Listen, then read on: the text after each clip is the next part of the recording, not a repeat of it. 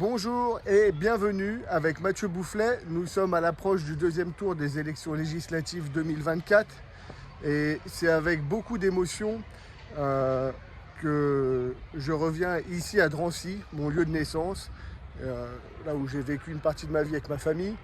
Et surtout, c'est pour dire que l'émigration, c'est quelque chose de très positif. Il n'y a pas de mauvaise émigration, il n'y a que des mauvaises pensées. C'est très important de le retenir. Parce qu'aujourd'hui, on se dirige tout droit vers un scénario qui ressemble un peu, on en est très éloigné, mais qui ressemble quand même un petit peu à des faits historiques gravissimes. Pour ceux qui ne s'en souviendraient pas, ici à Drancy, c'est un endroit où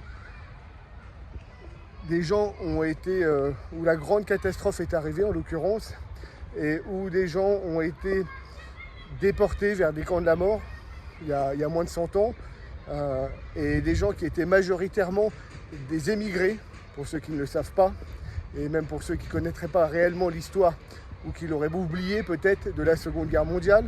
Il y a eu des atrocités inimaginables à travers des pensées au départ, et en validant ces pensées surtout au départ.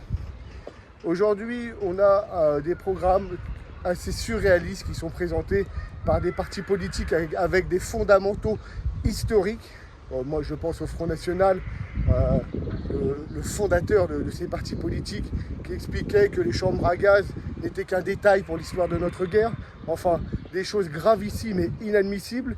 Aujourd'hui, on va faire passer de manière majoritaire, enfin du moins pour nos élections législatives, on va se retrouver avec un Premier ministre qui descend tout droit de cette lignée. Alors ils peuvent dire qu'ils n'en font plus partie, mais ils n'ont jamais refusé de quitter réellement ces partis. Pour preuve, ils ne se sont pas retrouvés dans des partis socialistes ou des partis de droite modérés. Aujourd'hui, ils sont directement dans des partis d'extrême droite. Ils n'ont pas l'intention de souhaiter du bien à autrui, du moins, si je puis dire. L'émigration, c'est quelque chose de très positif, j'insiste bien. C'est pas avec ce genre de philosophie et de politique qu'on va trouver des solutions. Pour ceux qui l'auraient aussi peut-être oublié de manière très proche,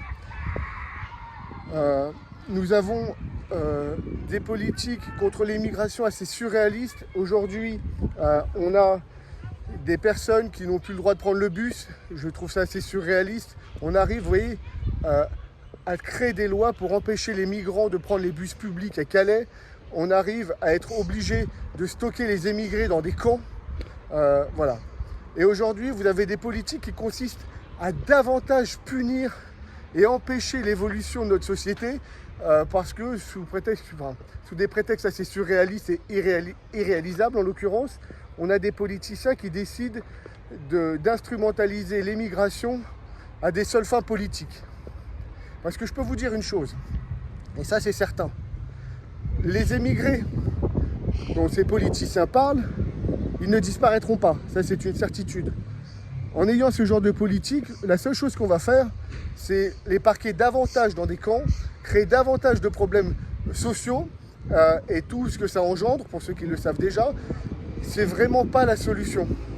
Et pour preuve, moi je connais des gens qui sont bénévoles dans des centres sociaux, enfin du moins à la CIMAD, qui essayent d'intégrer des émigrés qui sont dans des situations assez surréalistes pour pouvoir avoir un minimum de dignité.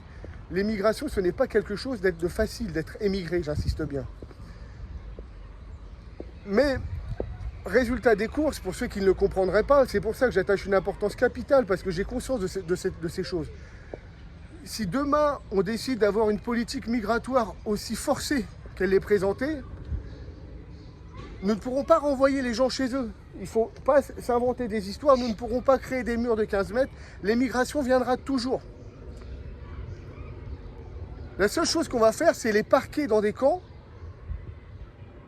et aggraver davantage les problèmes économiques et sociaux de notre société. Et surtout, ne pas respecter la dignité de l'homme. J'insiste bien, l'émigration, c'est très important. Et pensez bien une chose avant de voter au deuxième tour. Là où nous avons eu 9 millions de personnes qui ont voté pour le Front National, nous sommes 70 millions en France. La démocratie n'est pas réellement respectée. Malheureusement, c'est notre système politique qui veut ça. Mais en tout état de cause, ce n'est pas la majorité des Français qui sont d'accord avec ces faits. Maintenant, les gens en parlent de manière théorique, sans aucune pudeur. Ils se permettent d'avoir des propos. Je vois dans des écoles des enfants qui vivent ces violences morales. Maintenant, c'est juste un petit détail. Hein. Ça libère complètement des discours assez surréalistes. De voter pour le Front National, c'est d'accepter la haine et le mépris des autres. Et c'est pas comme ça qu'on va construire et c'est pas comme ça qu'on va avancer. J'ai conscience qu'aujourd'hui, on a des difficultés, l'inflation, il y a beaucoup de choses qui sont relativement compliquées, mais il faut aussi penser à une chose. Nous n'avons jamais été aussi riches. D'accord ? En France, il faut recontextualiser les choses. Malheureusement, la situation est difficile, je le conçois, mais regardez bien là où nous sommes assis et regardez bien l'histoire et des faits concrets et factuels. C'est tout simplement inadmissible aujourd'hui de pouvoir parler de l'émigration de la sorte. Les émigrés, c'est la France. Et la France sans les émigrés, c'est pas la France. Voilà. Les émigrés d'aujourd'hui, c'est les Français de demain qui iront soigner vos enfants, arrêter des courants extrémistes dans des endroits assez compliqués. Nous avons absolument besoin de l'émigration. Merci à tous et je vous souhaite le meilleur.